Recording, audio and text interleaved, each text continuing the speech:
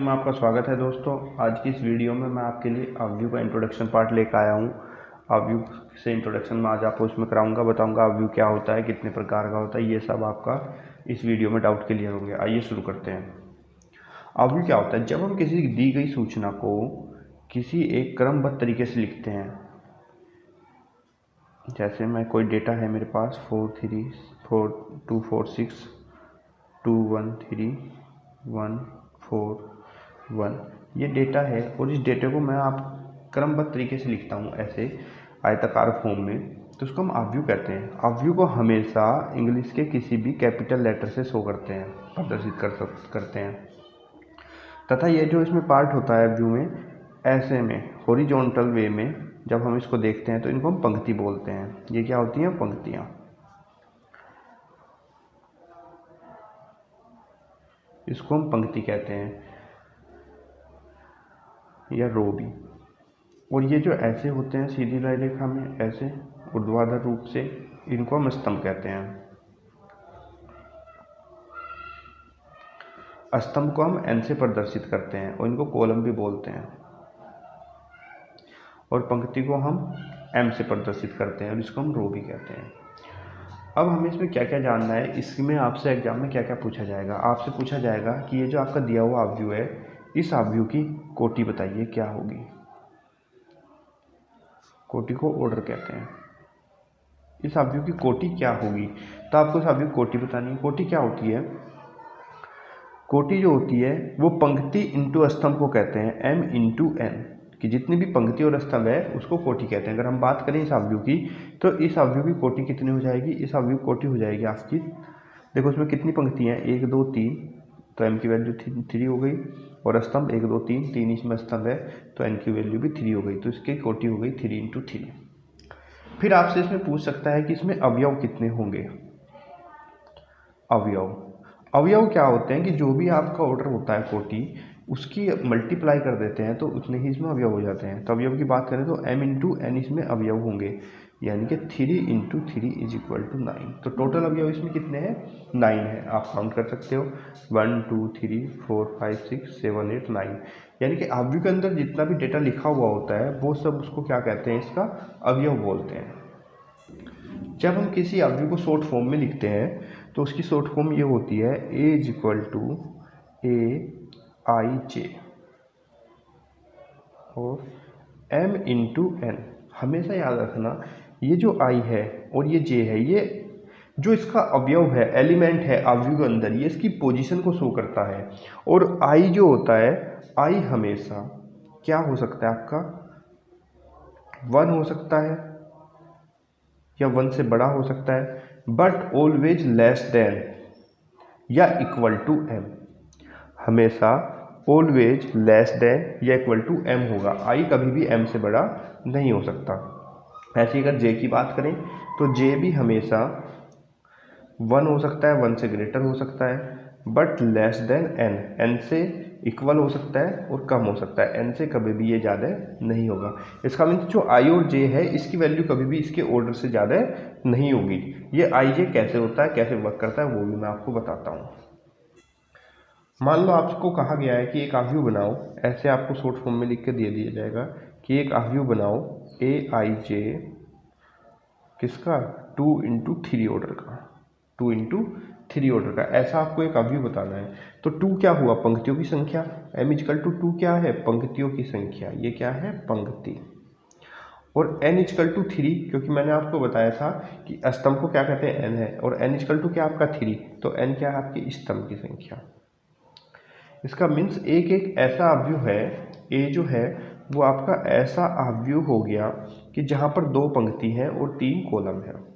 अब 2 पंक्ति में क्या क्या होंगे, तो हम लिखेंगे इसको a 11 12 और 13, क्योंकि यहाँ पर पंक्ति 2 है पर को स्तंभ कितने हैं? 3 है, तो 1 2 3। ऐसी a 21 a 22 a 23 a 31 a 32 a 33। अब आप कहोगे ये 31 32 33 क्या है, तो मैं आपको बता दूं, ये जो ए आई जे है यही A11 का मीन्स क्या हुआ? देखो आई जो है, ये आई आपको बताएगा पंक्ति की पोजीशन, और जे आपको बताएगा स्तंभ की पोजीशन। आई क्या बताएगा, पंक्ति की पोजीशन, और जे आपको स्तंभ की पोजीशन। अब देखिए यहाँ पर A11 का मीन्स क्या हुआ, 11 का मीन्स पहली पंक्ति और पहला कॉलम। देखो ये पहली पंक्ति है, ये पंक्ति फर्स्ट है, और ये क्या है, कॉलम फर्स्ट है, स्तंभ।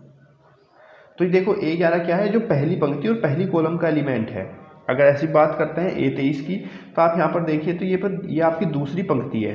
पंक्ति कितनी है, ये दूसरी है, और कॉलम आपका क्या है, तीसरा। तो यहाँ पर 2 3 आपको इसकी पोजीशन डिनोट कर रहा है कि आपकी दूसरी और तीसरी पंक्ति है। अगर अब देखिए, अगर मैं बात करूँ इसमें इस वाले स्तंभ की, ये देखिए यहाँ पर आपका 2 4 6। अगर इस वाले इसमें आपसे पूछ लिया जाए कि भाई बताओ A13 कितना होगा, इसके लिए इस वाले आव्यूह के लिए आपसे पूछा जाए कि A13 कितना होगा, तो आप यहाँ पे आसानी से 13 का मतलब क्या हुआ, पहली पंक्ति और तीसरा स्तंभ, पहली पंक्ति तीसरा स्तंभ। तो पहली पंक्ति तो ये हो गई। अब इस पंक्ति में स्तंभ कौन सा देखना हमें, तीसरा। तो तीसरा स्तंभ कौन सा हुआ, पहला दूसरा तीसरा। तो पहली पंक्ति और तीसरा स्तंभ में क्या है, 6 है। तो आपकी पोजीशन कितनी हो गई इसकी, A13 कितना हो गया आपका, 6 हो गया। एक बार फिर से देखिए, अगर मैं इसमें ऐसे देखूं, आपसे पूछूं कि A25 कितना होगा, तो आप क्या बताओगे, भाई A25 में तो 25 हो ही नहीं सकता। क्यों नहीं हो सकता, कि मैंने कहा था कि स्तंभ जो है J की जो वैल्यू है, J जो आपका है वो 1 हो सकता है, 1 से बड़ा पर M से छोटा। लेकिन यहाँ पर तो स्तंभ कितने हैं, 3 ही है, टोटल स्तंभ 3 है, पर यहाँ मैंने 5 पूछा, तो ये संभव नहीं होगा। अब मैं आपसे पूछूं कि भाई A31 बताओ कितना होगा, A31 का मतलब क्या हुआ, तीसरी पंक्ति पहला कॉलम, तीसरी पंक्ति पहला कॉलम। तो तीसरी पंक्ति देखिए यहाँ पर क्या है, ये है, और कॉलम ऐसे ऐसे गिनते हैं हम। तो पहला कॉलम ये है, तो तीसरी पंक्ति पहले कॉलम में क्या रखा है, यहाँ पर 1 रखा हुआ है। तो A31 आपका कितना हो जाएगा, 1 हो जाएगा। ऐसे हम निकालते हैं इसके एलिमेंट। अब आगे आपसे पूछा जाएगा आव्यूह के प्रकार। बताइए आव्यूह कितने प्रकार के होते हैं, तो आपको बताते हैं आव्यूह के प्रकार।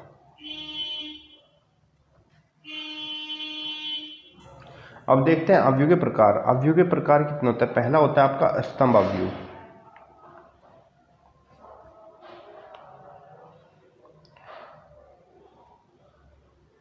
स्तंभ आव्यूह यानी कि कॉलम मैट्रिक्स।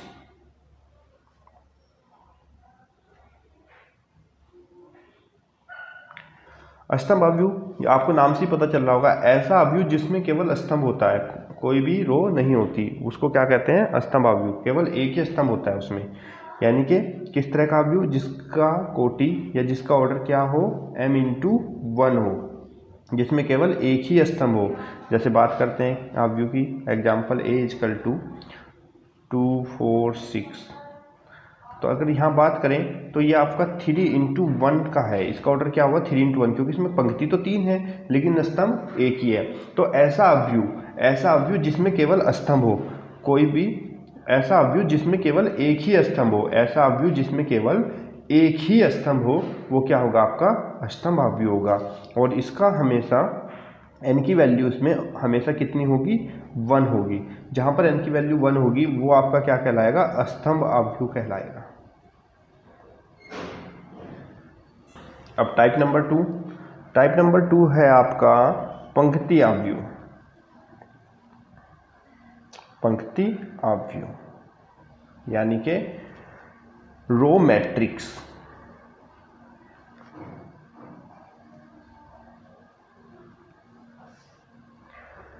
इसका मीन्स क्या हुआ कि ऐसा आव्यूह जिसमें केवल एक ही पंक्ति हो। फॉर एग्जाम्पल मैंने ऐसे लिया आव्यूह, एग्जाम्पल की बात करूं मैं, तो जिसमें केवल एक ही पंक्ति हो, और इसका ऑर्डर क्या होगा मैट्रिक्स का, इसका ऑर्डर होगा 1×n, यानी कि n तो कुछ भी हो सकता है, पर n की वैल्यू इसमें हमेशा 1 ही रहेगी।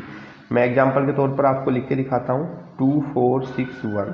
अब आप इस आव्यूह की बात करें तो इस आव्यूह में आपकी स्तंभ तो 1 2 3 4 4 स्तंभ है, लेकिन पंक्ति तो एक ही है ना। ऐसे में आप हॉरिजॉन्टल में इसको देखोगे तो यहाँ पर पंक्ति तो एक ही है, तो ये आपका हो गया 4×1 का, 4×1। इसी तरीके से आप और भी एग्जाम्पल देख सकते हो उसका, A = √3 √2 4 1। अब इसमें देखो यहाँ पर भी पंक्ति तो एक ही है, स्तंभ 4 है, तो ये भी कितना हो 4 × 1 का हो गया।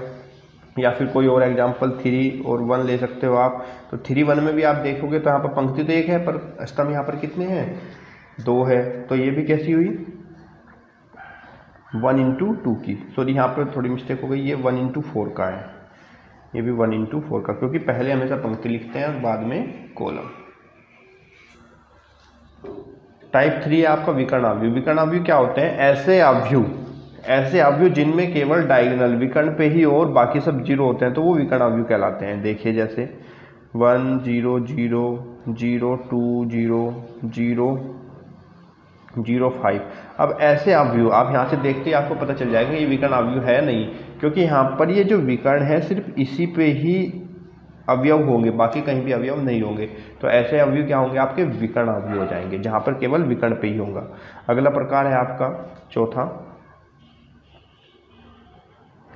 अदिश अवयव। अदिश अवयव, अदिश अवयव क्या होता है, इसको हम बोलते हैं स्केलर मैट्रिक्स।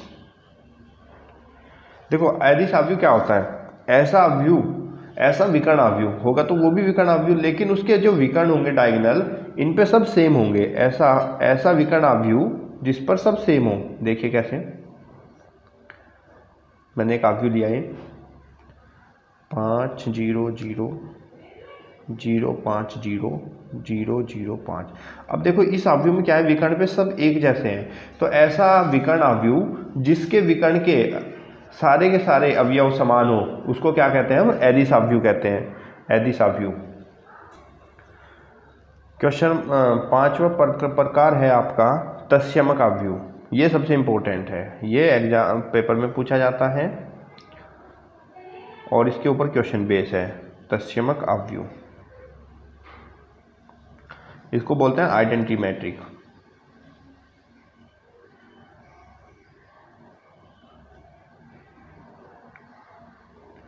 आइडेंटिटी मैट्रिक्स क्या होती है कि ऐसा विकर्ण अवयव जिसके विकर्ण पर ओनली 1 हो, केवल 1 ही हो उस पे, उसके अलावा और कुछ ना हो, तो उसको हम तत्समक अवयव कहते हैं।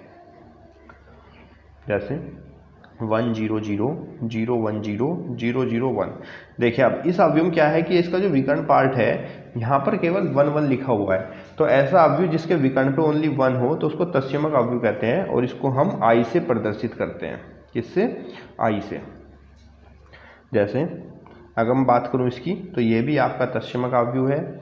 इसकी बात करूँ 1 0 0 1, तो ये भी आपका तत्समक अवयव है। कैसी कोटि का, जिसकी कोटि कितनी है 2/2 है, और इसकी कोटि कितनी है 3/3। तो ऐसा अवयव जिसके, ऐसा विकर्ण अवयव जिसके विकर्ण पे केवल 1 1 हो, कौन सा एलिमेंट हो 1 1 हो, वो आपका तत्समक अवयव कहलाता है। अगला प्रकार है आपका शून्य अवयव का। शून्य अवयव,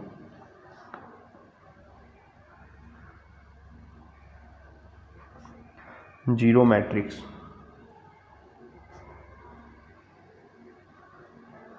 ऐसा अवयव जिसके सारी एलिमेंट जीरो होते हैं तो उसको शून्य अवयव कहते हैं। जैसे 0 0 0 0 0 0 0 0 0। तो 3/3 का अवयव है, लेकिन इसके सारे एलिमेंट क्या है जीरो है, तो इसलिए शून्य अवयव है। या फिर ऐसे भी हम लिख सकते हैं 0, या फिर ऐसे भी लिख सकते हैं 0 0 0 0। तो ऐसा अवयव जिसके अंदर के सारे अवयव क्या होते हैं शून्य होते हैं या जीरो होते हैं, उनको हम शून्य अवयव कहते हैं, या फिर जीरो मैट्रिक्स। और जो आपका लास्ट प्रकार है वो है आपका वर्ग अवयव। वर्ग अवयव, ये आपको एग्जाम में पूछा जाता है, स्क्वायर मैट्रिक्स। अब देखिए वर्ग अवयव में क्या होता है कि ऐसा अवयव जिसके पंक्ति और स्तंभ की संख्या समान होती है तो उसको वर्ग अवयव कहते हैं। यानी कि इस अवयव में आपका m = n होना चाहिए, जितने स्तंभ है उतनी ही पंक्ति होंगी, तभी वो वर्ग अवयव होगा। फॉर एग्जाम्पल 2 4 1 2, तो ये अवयव कैसा है वर्ग अवयव है, क्योंकि यहाँ पर 2 ही तो पंक्ति हैं। पंक्तियों की संख्या कितनी है यहाँ पर 1 और 1 2, और स्तंभ की संख्या वो भी यहाँ पर 2 है। तो ऐसा अवयव जिसमें पंक्ति और स्तंभ की संख्या समान हो वो आपका क्या कहलाता है वर्ग अवयव कहलाता है। अगला आपका अवयव में समानता। अवयव में क्या समानता होती है?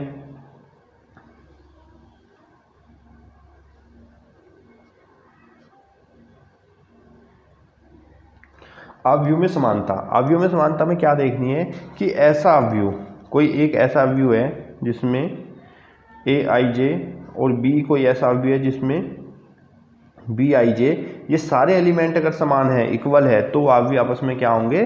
समान हो जाएंगे। कैसे? एग्जाम्पल ए इक्वल टू मैंने लिया 2 3 6 9 और बी इक्वल टू आपने लिया 6 7 8 1। तो अगर हम आपसे पूछें कि ए और बी अवयव समान है या नहीं, तो आप कहोगे ए जो है वो समान नहीं है बी के, क्योंकि यहाँ पर इनके एलिमेंट समान नहीं है। यहाँ पर 2 है, यहाँ पर 6, यहाँ पर 3, यहाँ पर 7, तो यहाँ पर कोई भी एलिमेंट समान नहीं है। और हमने बात की थी कि ए आई जे बराबर होना चाहिए बी आई जे के। जब ये बराबर होगा तभी अवयव समान होंगे। तो अगर हमें समान अवयव देखना है तो ए के समान बात करें तो सी इक्वल टू 2 3 6 9। तो अगर यहाँ पर देखें तो ए और सी के दोनों एलिमेंट समान है, तो हम कह सकते हैं कि ए और जो सी है वो आपका समान अवयव है। तो अवयव समान कब होते हैं? जब इनके अंदर के एलिमेंट भी बिल्कुल एक जैसे होते हैं, तो आपके क्या होते हैं? समान अवयव होते हैं। तो दोस्तों उम्मीद करता हूँ आपको अवयव समझ में आया होगा। ये हमारी अवयव की पहली क्लास थी। कल से हम अवयव की पहली एक्सरसाइज शुरू करेंगे। हमें आप कमेंट में बताओ कि आपको इसमें कितने समझ में आया और कितना समझ में नहीं आया।